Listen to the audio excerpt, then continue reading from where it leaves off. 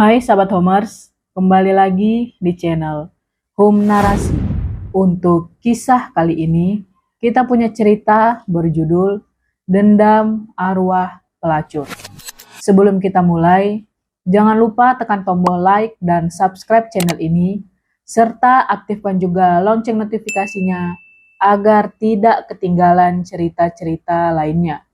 Langsung saja, kita masuk ke ceritanya.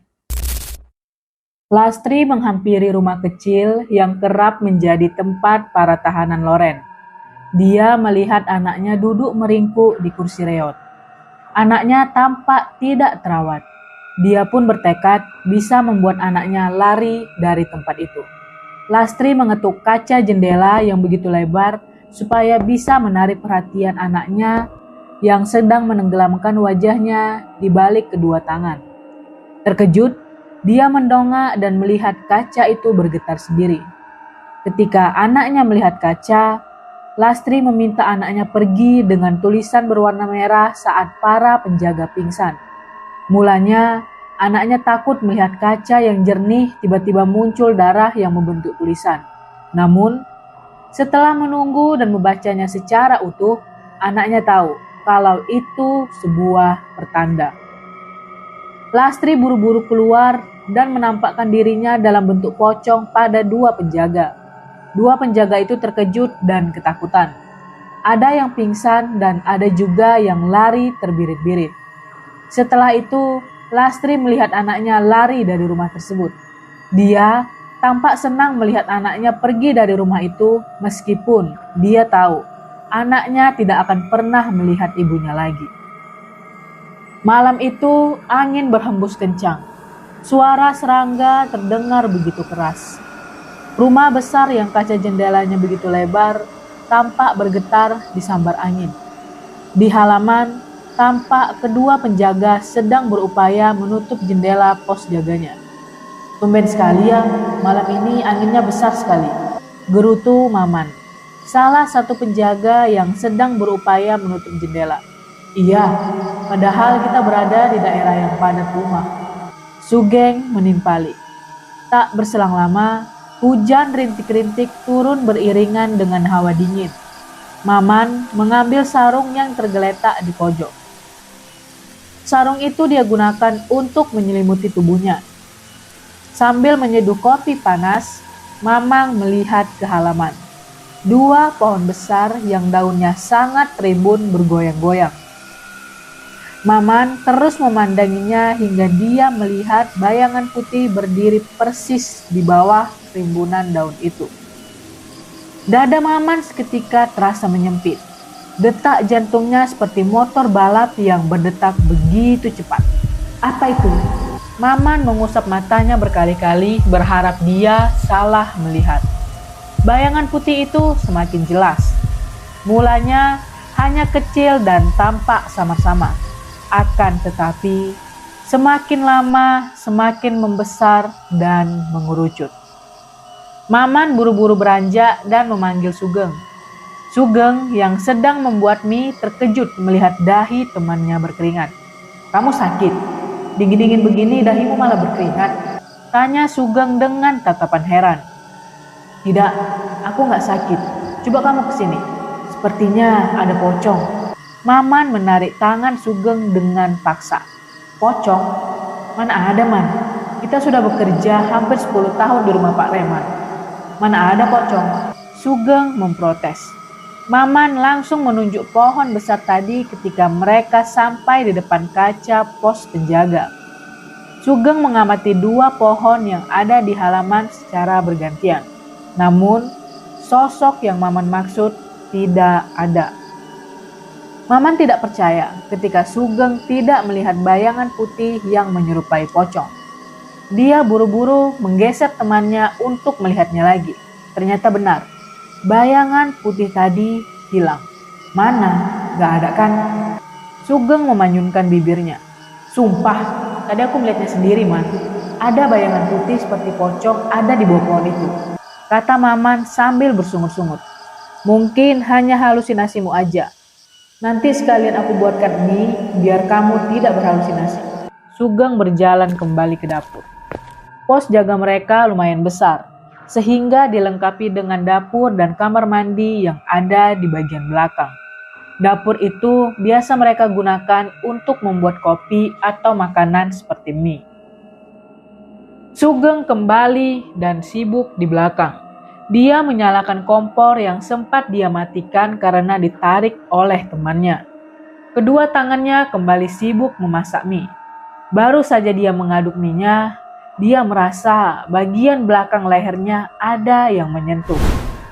Sugeng hanya tersenyum. Dia mengira kalau yang menyentuh barusan adalah Maman. Dia hafal betul kalau Maman senang menjahilinya. Apalagi setelah kalah dari permainan atau kalah debat seperti yang dilakukan tadi soal pocong.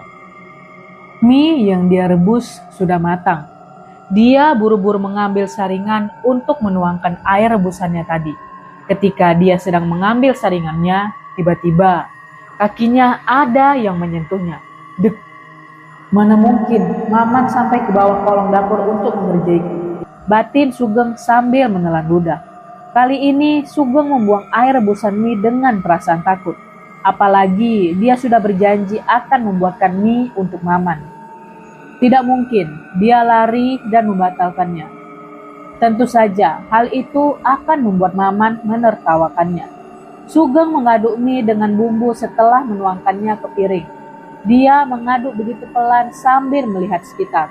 Dapur itu tampak lenggang dan tidak ada siapa-siapa. Tubuhnya perlahan mulai merinding. Entah kenapa dahinya mulai berkeringat. Sugeng memasukkan minyak ke tutup makanan. Lalu dia kembali mengambil panci dan mengisinya dengan air. Dia juga harus membuatkan Maman mie sesuai janjinya. Ketika tengah menunggu air mendidih, Sugeng merasa kakinya terikat oleh tali. Dia pun buru-buru menengok ke bawah dan ternyata kedua kakinya terikat oleh tali putih. Seketika Sugeng teriak saat menyadari kalau tali itu adalah tali pocong. Pocong, pocong, pocong! Teriaknya sambil berusaha membuka tali yang mengikat kakinya. Maman yang mendengar teriakan temannya buru-buru menghampirinya. Dia terkejut melihat Sugeng sedang berupaya melepas tali yang mengikat kedua kakinya. Dia segera mengambil gunting dan membantu temannya melepas tali pocong tersebut. Setelah berhasil lepas, Sugeng meminta untuk membakar tali itu ke dalam api kompor gas. Dari mana munculnya tali itu, geng? Tanya Maman keheranan. Aku sendiri tidak tahu, Man. Saat menunggu air mendidih, aku merasa kakiku ada yang mengikatnya. Ketika aku lihat ke bawah, ternyata kakiku terikat tali pocong. Sugeng menjawab sambil ngos-ngosan. Sesekali, dia menyeka keringatnya yang bercucuran. Apa aku bilang? Ada pocong kan di sini? Jadi, apa yang aku lihat tadi ternyata benar. Maman mengangguk mencoba membenarkan apa yang dia lihat saat ini. Kali ini, Maman mengangguk mencoba membenarkan apa yang dia lihat tadi. Kali ini, Sugeng mengangguk. Karena tanggung, Maman menemani Sugeng memasak mie. Mereka berdua tampak berhati-hati. Maman sesekali mengecek keadaan sekitar. Pemandangannya beredar ke setiap jengkal dapur. Ketika Maman melihat ke arah dapur, Maman melihat sosok pocong tengah berdiri di pinggir pintu. Ketika Maman teriak dan lari meninggalkan Sugeng, Sugeng terkejut dan belum berani melihat. Namun, tubuhnya semakin lama semakin merinding. Dia mematikan kompor, lalu ikut lari menyusul Maman yang sudah berada di ruang depan. Tubuhnya menggigil dan langsung duduk sambil berselimut sarung supaya tidak melihat sosok pocong itu lagi. Mereka berada pada posisi tersebut sampai pagi. Maman dan Sugeng buru-buru pamit pulang setelah waktu bekerjanya selesai. Pak Rehan tampak kebingungan dengan gelagat dua satpam rumahnya itu. Tetapi dia tidak mau ambil pusing. Besoknya, Anak perempuan Pak Rehan yang masih berusia 5 tahun mendadak menangis. Anak itu menangis sambil menunjuk-nunjuk kaca yang ada di depannya. Alisa bilang ada pocong. Pak Rehan terkejut. Baru pertama kali ini Alisa menangis dan tampak ketakutan di rumahnya sendiri. Apalagi dengan menunjuk-nunjuk kaca jendela rumah dan mengatakan ada pocong di sana. Alisa, kenapa? Di jendela tidak ada apa-apa. Pak Rehan yang tidak melihat apa-apa mencoba menenangkan anaknya. Ada, Pak. Di jendela ada pocong berdiri. Wajahnya rusak dan sebagian dipenuhi darah. Tangis Alisa semakin pecah saking takutnya sampai dia menutup mata. Pak Rehan yang merasa kasihan dengan anak sematawayangnya itu langsung memeluknya dan berusaha menenangkan anaknya. Dia memanggil Bunga, istrinya, supaya mau menemani anaknya. Baru saja pindah dari pelukan ayahnya, Alisa melihat pocong tadi di belakang ibunya. Awas, Ma, pocongnya ada di belakangmu, teriak Alisa sambil memeluk erat tubuh dan bersembunyi di balik tubuhnya. Mana pocongnya? Tanya Bunga sambil mengedarkan pandangan ke sekitar. Sayangnya, dia tidak melihat apa-apa. Bunga pun menjadi khawatir dan menanyakan kejadian yang menimpa anaknya pada Pak Rehan. Aku tidak tahu. Tiba-tiba saja setelah azan maghrib, aku mendengar Alisa menangis sambil bilang pocong, pocong, pocong. Begitu. Pak Rehan menggelengkan kepala karena juga merasa heran. Aneh sekali ya, Pak. Padahal Alisa tidak pernah begini. Bunga semakin memeluk erat anaknya karena merasa kasihan pada anaknya. Selepas Isya, Pak Rehan dan Bunga mengajak Alisa masuk ke kamar. Entah kenapa, badan anaknya jadi demam setelah beberapa kali menangis dan melihat pocong. Pak Rehan sudah memanggil dokter pribadinya dan mengatakan kalau Alisa hanya perlu istirahat. Setelah menjadi pejabat, Pak Rehan juga mempunyai perusahaan di bidang pembangunan dan arsitek. Dia sering menjual tanah dan mendesain bangunan-bangunan untuk kliennya.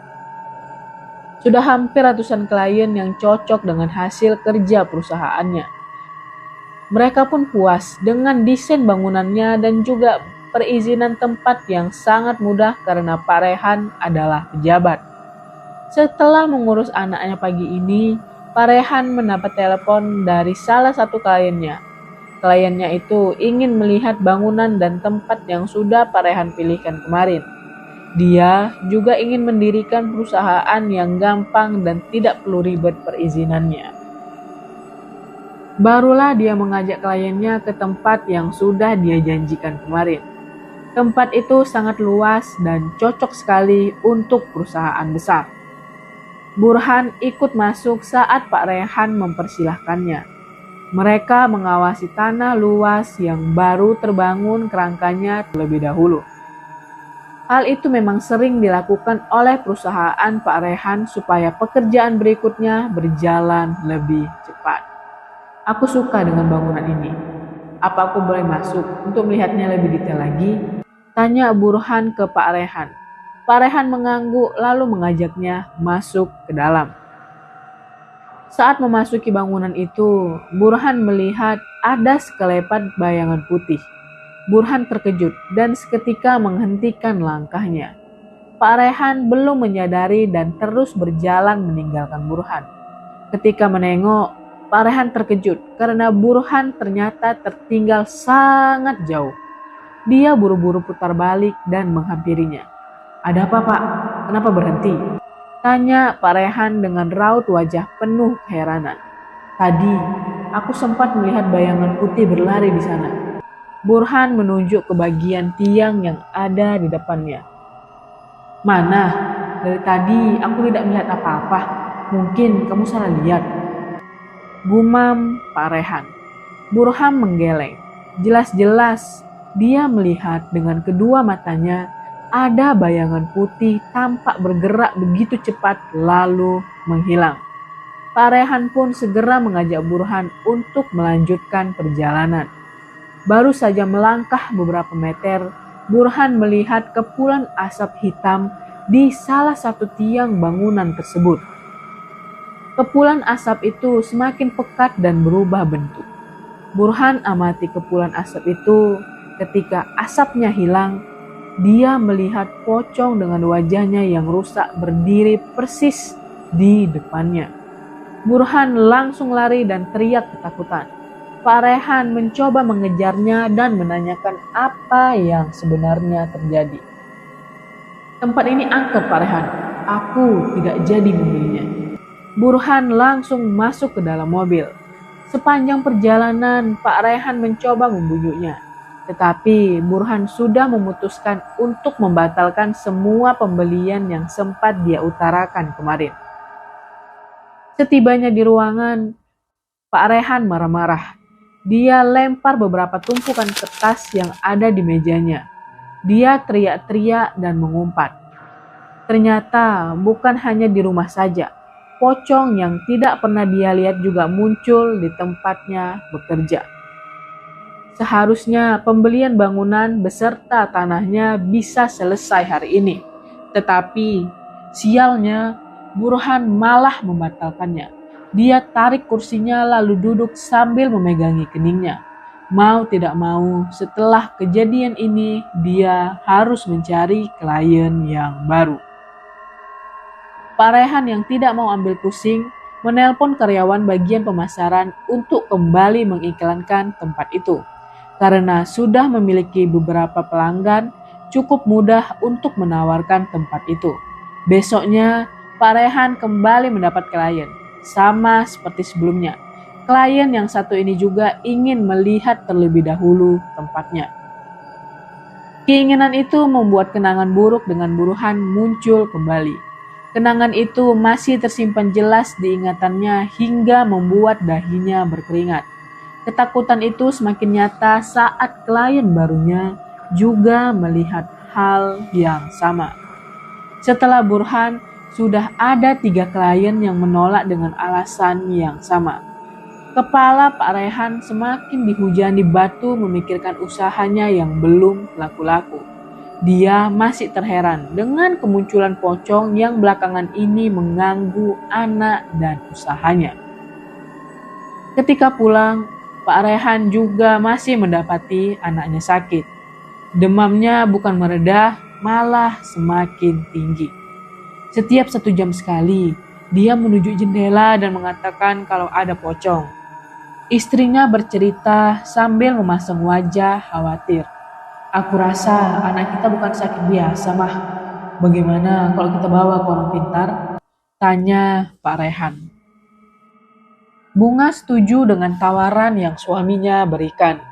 Mereka pun segera berangkat ke rumah Mbah Ijon yang ada di kaki Gunung Merapi. Pak Rehan tahu rumah Mbak Ijon dari teman kerjanya yang sering meminta bantuan orang pintar supaya bisa naik jabatan. Perjalanan mereka memakan waktu lumayan lama. Mereka harus menempuh waktu 3 jam untuk bisa sampai di sana. Sepanjang perjalanan, Alisa terus meracau dan ketakutan. Dia sering menunjuk ke kaca mobil dan tubuhnya menggigil. Bunga meminta suaminya untuk lebih cepat. Namun entah kenapa, jalanan dipenuhi dengan kabut yang pekat. Cahaya bulan seolah tidak mampu merobek kabut-kabut sialan itu. Pak Rehan mengumpat berkali-kali karena jarak pandangannya terbatas. Sedangkan di belakang, suara rintihan anaknya semakin keras terdengar. Mobil mereka masih melaju dengan kecepatan yang tanggung, tidak terlalu pelan dan tidak terlalu cepat. Meskipun jalanan lenggang, mereka merasa jalanan itu dipenuhi dengan mobil-mobil. Pak Rehan tiba-tiba mengerem mendadak dan membuat istrinya terpental ke depan. Kepalanya terbentur bangku yang ada di depannya. Ada apa, Pak? Kenapa berhenti mendadak? Tanya Bunga dengan sedikit meringis sambil memegangi kepalanya. Benturan yang lumayan keras sedikit memberi rasa nyeri di kepalanya. Tadi ada bayangan hitam tiba-tiba berada di depan. Makanya aku berhenti. Aku cek dulu, siapa tahu ada mobil di depan. Pak Rehan menjawab sambil membuka pintu dan menurunkan satu kakinya yang lumayan kurus itu. Saat mengecek ke depan, dia tidak melihat apa-apa. Dia pun mengedarkan pandangannya ke sekitar jalanan, tampak lenggang sekali. Tidak ada mobil sama sekali selain mobilnya. Perasaan dari tadi dia merasa jalanan sangat padat. Bahkan dia juga melihat ada cahaya-cahaya lampu mobil. Aneh, kemana perginya keramaian tadi?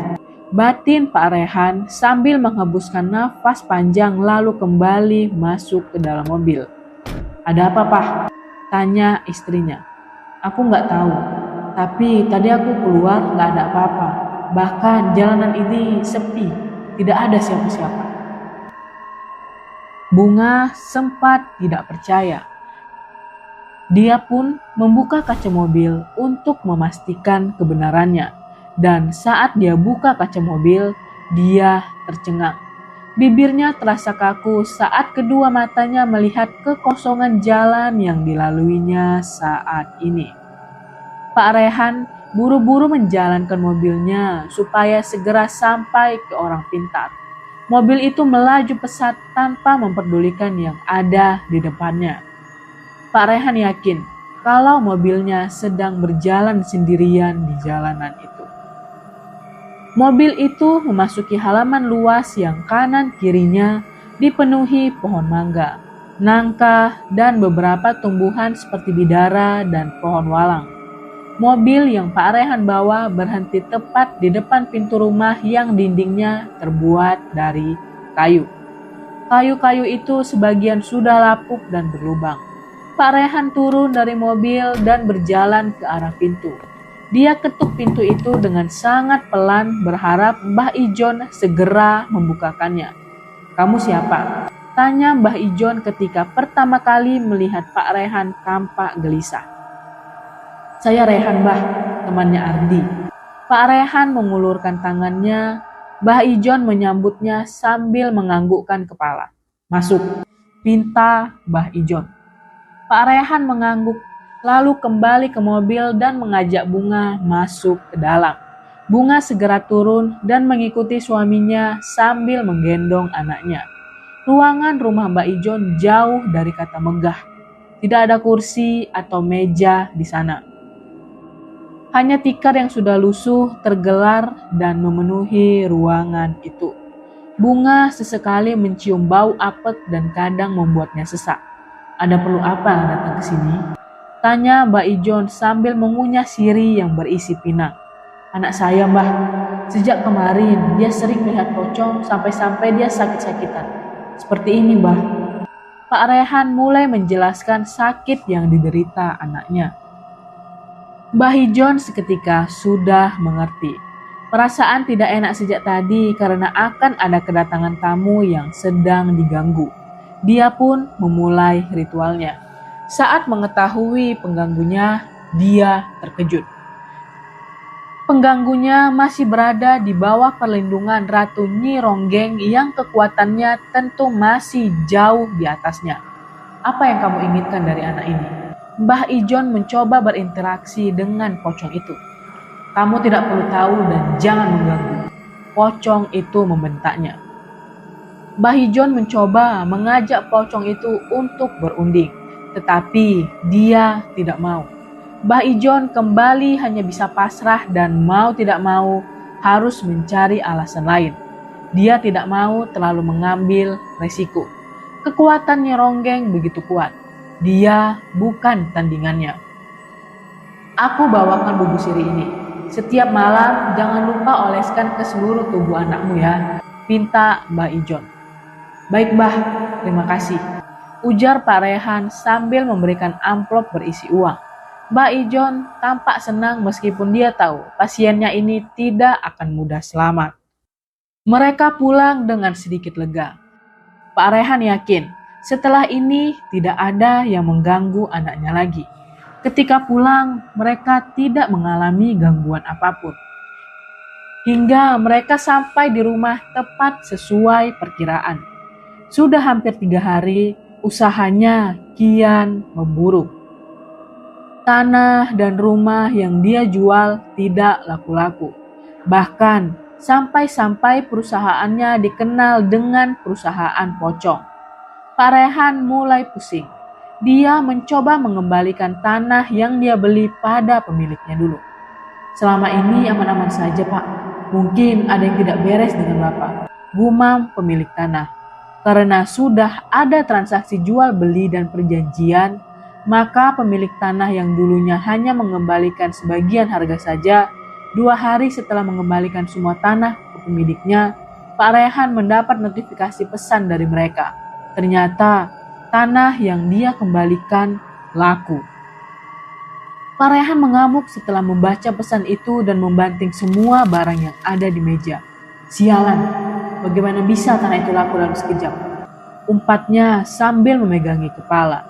Seperti jatuh lalu tertimpa pohon, itulah yang Pak Rehan rasakan setelah pulang dari rumahnya. Dia mendapati anak sematawayangnya sakit parah.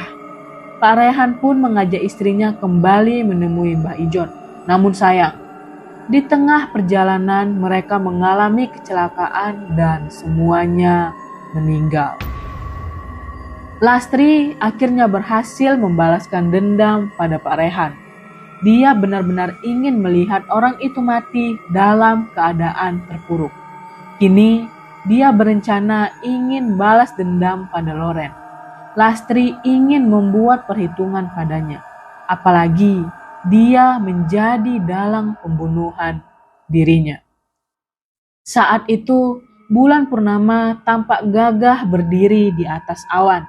Angin berhembus pelan dan dedaunan bergerak seirama dengan suara serangga yang berdentang. Di sebuah gang kecil, terdapat hotel berbintang 3 berdiri. Para pria hidung belang mulai kedatangan. Mereka mulai memilih perempuan yang ingin mereka jadikan pemuas hasrat. Loren tengah duduk di depan hotel itu. Ada yang baru nggak? Tanya salah satu pria hidung belang. Sudah kamu membuat semua kok, apa yang kemarin sudah kendor? Loren sedikit tertawa. Masih enak sih, kalau nggak ada sama yang kemarin saja. Nggak dipakai kan? Aman, yang kemarin selalu aku sediakan untukmu. Loren tertawa. Pria itu pun menyerahkan segepok uang lalu masuk ke dalam. Hotel itu terasa seperti rumah sendiri. Dia seolah tahu semua ruangan. Tanpa bertanya pada resepsionis abal-abal, dia langsung berjalan begitu saja menaiki anak tangga dan masuk ke kamar nomor 72. Perempuan yang kemarin sudah bersiap. Dia mengenakan baju seksinya dan berdandan secantik mungkin. Mereka pun sudah mulai melakukan pemanasan. Namun, saat hendak membuka baju, si perempuan, laki-laki itu melihat sosok pocong di cermin yang ada di depannya. Seketika, nafsunya yang membara luluh lantah. Pria itu berdiri dan mendekati cermin. Ada apa kok? Tanya perempuan itu keheranan. Apa kamu tidak melihat tadi? Pria itu tampak berjalan dengan penuh keraguan. Sesekali pandangannya melihat sekitar. Lihat apa? Ada pocong di cermin tadi. Perempuan itu sontak terkejut. Karena sejak tadi dia tidak melihat apa-apa di kamar itu. Karena merasa aman, pria itu kembali mengajak perempuan melakukan pemanasan.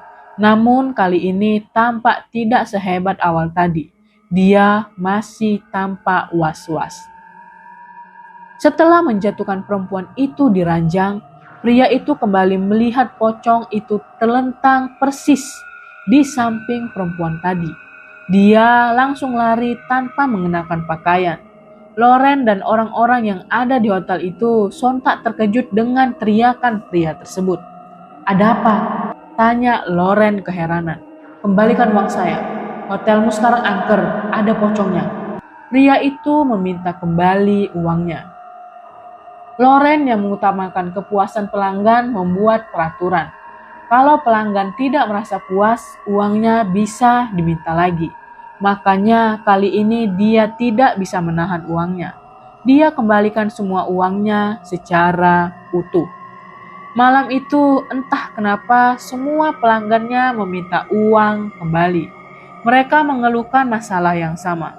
Mereka melihat pocong setiap kali hendak menunaikan hasratnya. Loren yang malam itu tidak mendapat apa-apa merasa ingin meledak kepalanya. Dia segera mengumpulkan anak buahnya. Mereka tampak ketakutan saat melihat wajah seram Loren terpampang jelas. Mereka semua menunduk saat Loren api amarahnya meluap-luap. Dia tidak pernah menyangka akan adanya hari ini. Sebenarnya apa yang sedang terjadi? Kenapa hampir semua pelanggan lari? Tanya Loren dengan nada tinggi. Semuanya saling pandang dan lalu akhirnya kembali menunduk. Mereka tidak berani menjawab karena takut salah. Namun, hal itu justru semakin membuat bara api amarahnya Loren. Dia kembali bertanya dan kali ini sambil membentak. Jika tidak ada yang menjawab, kalian tidak akan aku kasih makan. Cepat jawab. Loren tersungut, wajahnya memerah. Katanya, para pelanggan melihat pocong, mem. Kali ini Dara memberanikan diri menjawab. Loren pun menghela nafas. Jawaban Dara sama persis dengan keluhan para pelanggan. Wajahnya yang memerah membara perlahan mulai memudar. Ternyata benar apa yang pelanggan katakan. Tadi dia hanya takut kalau semua ini sekongkol anak buahnya. Dara sudah menjadi tangan kanannya. Jadi dia tahu Dara tidak mungkin berani berbohong. Loren bingung. Baru kali ini ada kasus aneh. Seumur-umur dia bekerja di dunia ini tidak ada pelanggan yang lari karena pocong. Loren pun meminta semua pulang. Mungkin hari ini bukan harinya. Keanehan itu terjadi bukan hanya 1 hari saja. Sudah hampir berjalan 3 hari. Para pelanggan kabur meninggalkan hotel itu. Mereka mengeluhkan hal yang sama. Loren tidak mau membiarkan hal ini terjadi terus-menerus. Dia mengajak Dara untuk menemui dukun yang dulu pernah menjadi pelanggannya. Mbah Kuat namanya. Rumah Mbah Kuat tidak terlalu jauh sehingga mereka tidak perlu berlama-lama di perjalanan. Setibanya di rumah Mbah Kuat, dia tampak terkejut dengan kedatangan Loren dan Dara. Aku sudah cukup tua untuk melakukan hal itu lagi, katanya terkekeh. Sialan, aku di sini bukan untuk menawarkan itu. Aku di sini mau meminta bantuan. Loren pun menceritakan kejadian yang terjadi di hotel 3 hari belakangan ini. Tanpa berlama-lama, Mbah Kuat melakukan ritual dan melihat apa yang sebenarnya terjadi. Setelah dia tahu, dia buru-buru berhenti. Memang ada pocong di hotelmu, tapi aku tidak berani melawannya. Dia masih dilindungi oleh Nyi Ronggeng. Kekuatanku tidak sebanding dengannya. Mbah Kuat menggeleng ketakutan. Mendengar itu, mata Dara membelalak. Dia tahu hanya 2 orang yang bersekutu dengan Nyi Ronggeng, dia dan Lastri. Apa jangan-jangan Lastri yang melakukan semua ini? Batin Dara sambil menelan ludah. Apa tidak ada cara lain? Mungkin Mbah tahu siapa yang bisa menandinginya, tanya Loren gelisah. Sepertinya hampir semua dukun tidak berani. Mbah Kuat menarik nafas dalam-dalam lalu menghembuskannya dengan cepat. Mbah Kuat memberi saran agar Loren pindah dari tempat itu. Loren terus memikirkan saran itu sepanjang perjalanan. Tidak mungkin dia pindah. Tempat itu sering memberikan keberuntungan untuknya. Di sampingnya, Dara terus memikirkan Lastri. Dia yakin kalau semua ini adalah ulah temannya itu. Dia tahu Lastri akan datang untuk balas dendam. Loren tampak bingung. Sudah hampir seminggu sejak kejadian itu penghasilannya menurun drastis. Bahkan hampir berhari-hari tidak ada pelanggan yang datang. Loren mencoba memikirkan cara lain. Satu-satunya cara adalah meminta pelanggan membawa anak buahnya pergi dari hotel itu. Cara itu ternyata sangat berhasil. Loren kembali mendapatkan pundi-pundi uang. Salah satu anak buahnya, Karlina, pulang jam 3 pagi. Dia kembali ke kos sendirian setelah melayani 2 pria hidung belang. Ketika sampai di kos, Karlina mendengar lemarinya bergoyang sendiri. "Siapa itu?" tanya Karlina yang mulai merasakan tubuhnya merinding.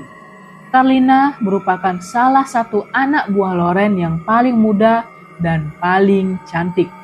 Dia satu-satunya perempuan yang paling banyak memberikan uang untuk Loren. Makanya dia sering pulang paling akhir karena masih banyak yang harus dia layani. Bukannya berhenti, lemari itu semakin kuat bergoyangnya. Karlina menjadi semakin takut. Tubuhnya terasa semakin tidak karuan. Rasa takut semakin mencekiknya saat kaca jendela ada yang mengetuknya. Karlina yang sudah tidak tahan pun segera berlari ke arah pintu. Namun, pintunya terkunci dan sulit sekali dibuka. "Tolong, tolong, tolong." Dia terus berteriak meminta tolong. Namun, sepertinya tidak ada yang mendengar suaranya. Tak berselang lama, lampu di kamarnya mati. Karlina semakin ketakutan. Tubuhnya menggigil hebat. Dia semakin histeris.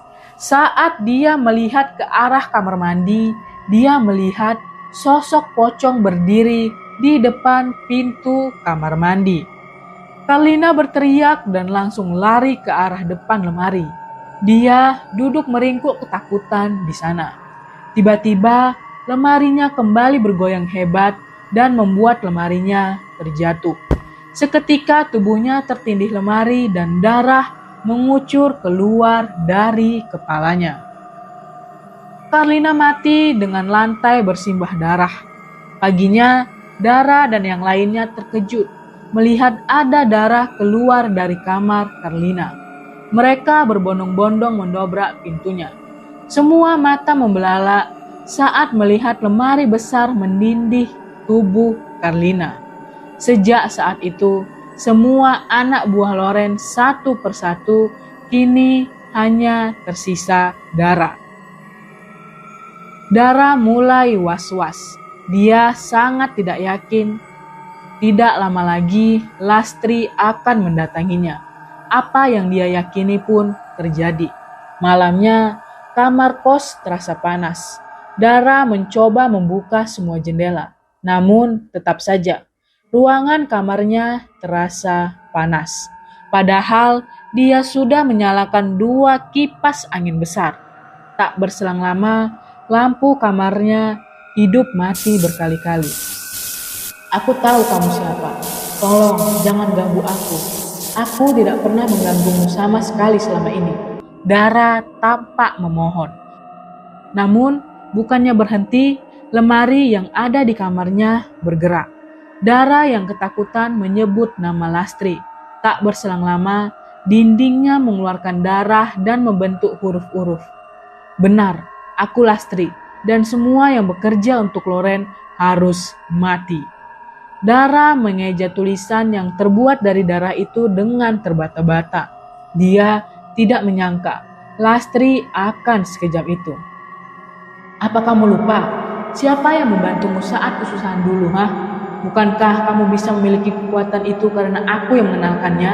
Apa kamu lupa, Lastri?" teriak Dara sambil terus menangis. Seketika semua goncangan dan hal aneh hilang. Namun tiba-tiba dinding itu kembali keluar darah. "Karena sudah membantuku, kamu yang akan kubunuh terakhir kali setelah aku berhasil membunuh Loren." Setelah selesai membaca itu, pintu kamar tiba-tiba menutup sendiri dengan sangat keras. Hawa panas yang menyelimuti ruangan tersebut seketika menghilang. Nafas Dara tersenggal-senggal. Di tengah tangisannya yang perlahan mulai reda, Dara mencoba memikirkan cara supaya dia tidak mati. Mumpung masih ada kesempatan, batinnya sambil memikirkan cara. Dara ingat kalau susuk yang ada di kepala Lastri yang menjadi sumber tenaga. Bagaimanapun juga, dia harus mencari makam Lastri dan melepaskan susuk itu. Di tempat lain, Loren sedang berusaha mengatasi rasa takutnya. Sejak tadi, dia diganggu. Semua lampu di rumahnya padam dan sinyal teleponnya hilang. Loren juga tidak bisa keluar dari rumah karena pintunya terkunci. Loren merasa kematiannya semakin dekat.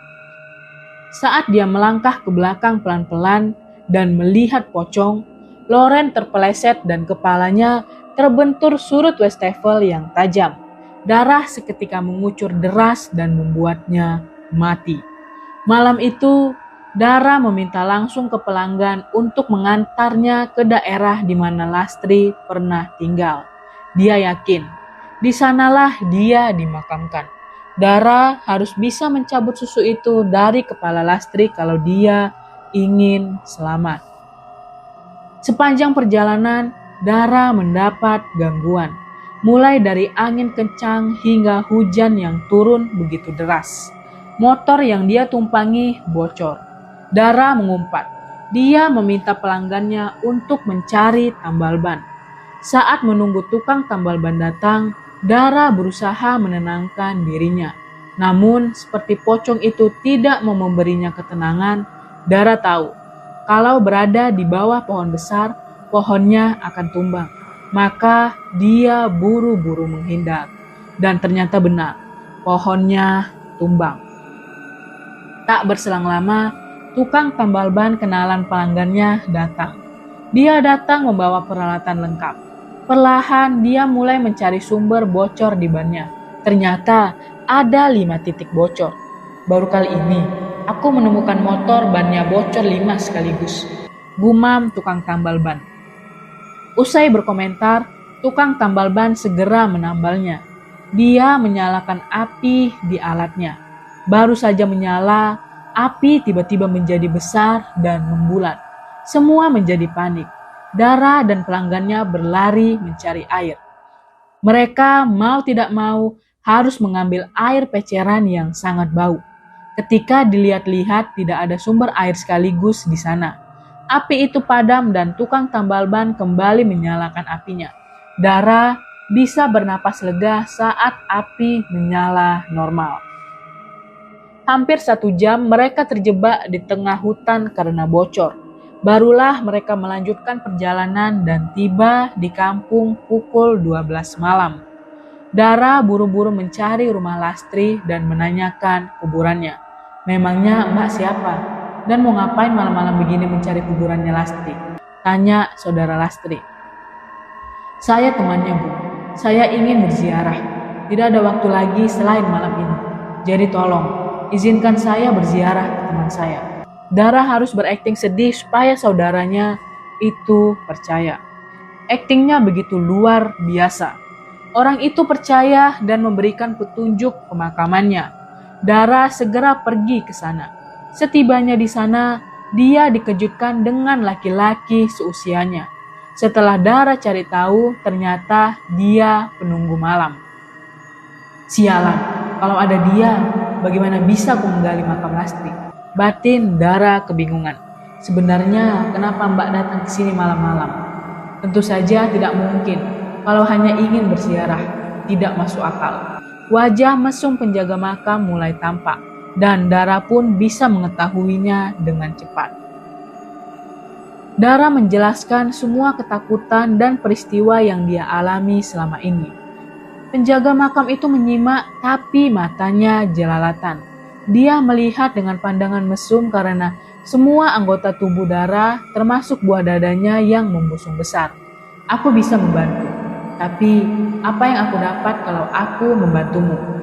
Tanya penjaga makam yang hasratnya menjadi kian menggebu. Ah, sialan.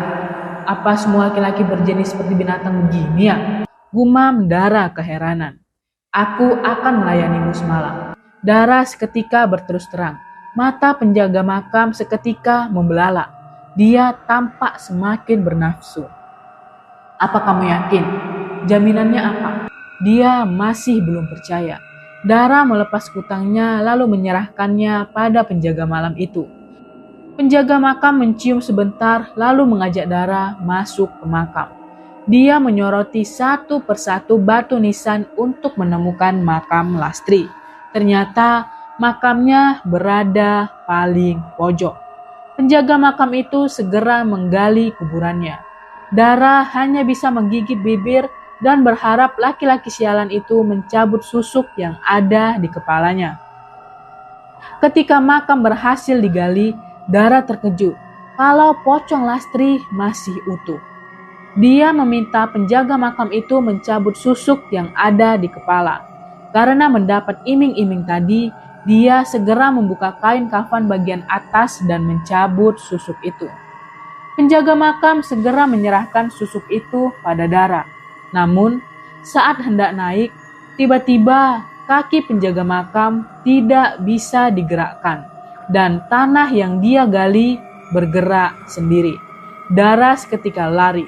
Penjaga makam itu meminta tolong, namun Dara enggan menolongnya. Dia terus lari sampai keluar makam. Saat melihat ke arah makam Lastri, dia menemukan gundukan tanah itu sudah kembali seperti semula. Penjaga makam itu ikut terkubur di dalamnya. Aku yakin laki-laki sialan itu juga pernah meniduri Lastri, umpatnya. Dara yang sudah mendapatkan susuk di genggamannya meminta pelanggannya mengantar ke danau terdekat. Dia ingin membuang susuk itu ke danau. Setelah berhasil membuangnya, Dara pulang ke kos. Kali ini nafasnya kian longgar. Aku yakin Lastri tidak akan bisa balas dendam lagi. Dara tersenyum lalu memejamkan mata di tempat tidurnya. Paginya, dia mendapati Loren mati. Beberapa anak buah Loren melakukan pemakaman seperti orang pada umumnya. Dara semakin senang karena sekarang dia bisa bebas dari Loren. Dia harus pergi dari dunia itu sejauh mungkin. Mungkin dia akan tobat dan mencari jalan lain. Selepas pemakaman, Dara mengemasi barang-barangnya dan pergi dari tempat itu. Dia mungkin akan merantau ke tempat lain menjadi orang baru dan tidak ada satupun orang yang mengenalinya sebagai Dara lagi. Dia ingin hidup baru dan menjadi orang baru. Oke teman-teman, sekian untuk kisah kali ini. Bagaimana menurut kalian tentang kisah ini? Tulis komentar kalian di kolom komentar, dan buat teman-teman yang baru bergabung, jangan lupa untuk like, komentar, share, serta subscribe channel ini. Dan nantikan kisah-kisah horor berikutnya. Tetap di channel Home Narasi.